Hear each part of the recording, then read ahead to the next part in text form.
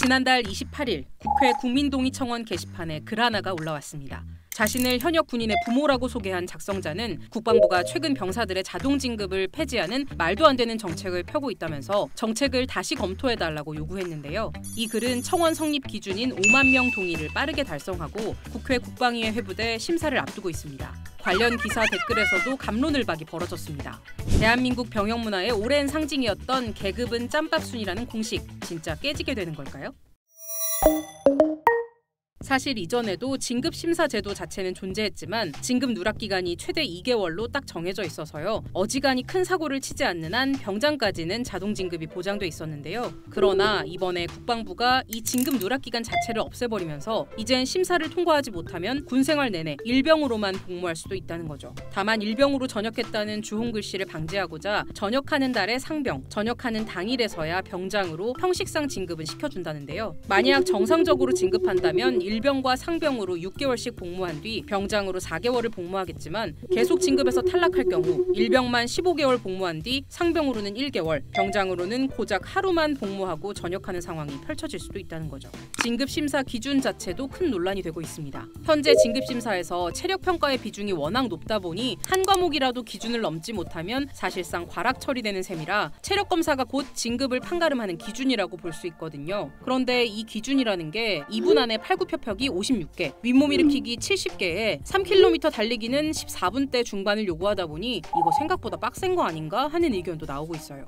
혈기왕성한 20대 군인이 이 정도도 못하겠어 생각할 수 있지만 평소 허리가 안 좋다거나 보직 특성상 운동 시간이 부족한 병사 등 체력 심사에 어려움을 겪는 장병들도 분명히 존재하잖아요. 게다가 체력 심사 과정에 감독관의 주관적인 판단이 일부 개입될 수 있다는 우려도 있고요. 이런 우려에 대해 국방부는 이번 조치가 병사들의 전투력 향상과 성실한 군복무를 유도하기 위한 거라고 설명했습니다. 그게 차등을 두는 게 절대 아니고요. 계급에 부합하는 전투 기술, 개인 역량 이건 반드시 갖춰야 됩니다. 그걸 갖춘 병사들에게 합당한 계급을 부여하는 것이라 지극히 정상적이고 합리적인 조치입니다. 그래도 전역할 땐 병장 달아준이 된 거 아닌가 싶을 수도 있지만 현실적인 문제가 몇 가지 있는데요.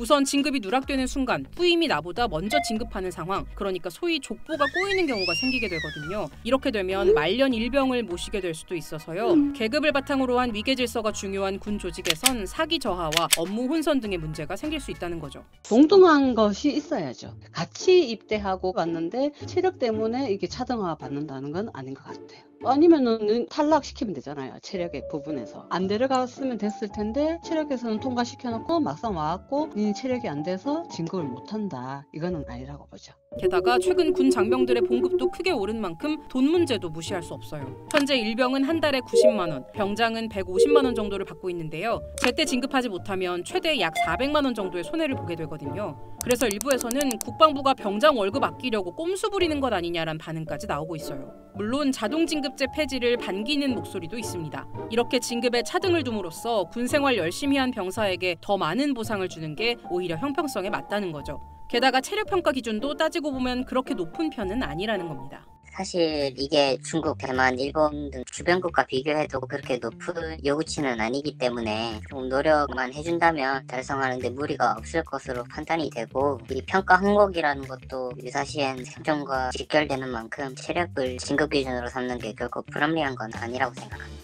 다만 전문가들은 우리나라가 모병제가 아닌 징병제를 채택하고 있다는 점에서 무리한 자동진급제 폐지가 병사들의 사기 저하로 이어지거나 병역 문화에 악영향을 끼칠 수 있는 만큼 도입 과정에 좀 더 신중할 필요가 있다고 지적합니다. 강제로라도 군대에 왔다는 것만 해도 대단한 일인데 오히려 그들의 군복무 의욕을 꺾어뜨릴 수 있는 게 첫 번째고요. 두 번째는 진급을 못하면 본인도 고통스러운 것이고 주변에서 심리적으로 압박을 할 수밖에 없고 부대 안에서 병사들 간에 반목이 생길 수 있고 단합을 깨는 요인이 될 수가 있는 거죠. 얻는 것도 일부 있겠지만 오히려 그로 인해서 잃어버릴 것들이 더 많아 보인다는 게 제 생각입니다. 또 병과별로 평가 항목을 다르게 구성한다든가 체력 기준에 다소 미달하더라도 근무 태도처럼 다른 다른 성과로 만회할 수 있게 하는 등 절충안을 찾는 방법이나 인센티브제를 도입하는 것도 대안이 될 수 있다고 해요. 혼내주고 벌칙을 주는 것보다는 잘하는 사람들을 과거처럼 일정한 기간이 되면 진급을 하게 하되 군이 요구하는 수준보다 더 뛰어난 능력을 가진 사람한테는 뭔가 인센티브를 주는 그런 방식으로 제도가 운영되면 좋겠다고 생각합니다. 대한민국에서 항상 뜨거운 감자인 군복무 문제. 지금 이 순간에도 국방의 의무를 다하느라 고생하는 군 장병들을 힘 빠지게 하는 일은 없어야 할 텐데요. 군 자동진급 폐지에 대한 여러분의 생각은 어떠신가요? 댓글로 알려주세요.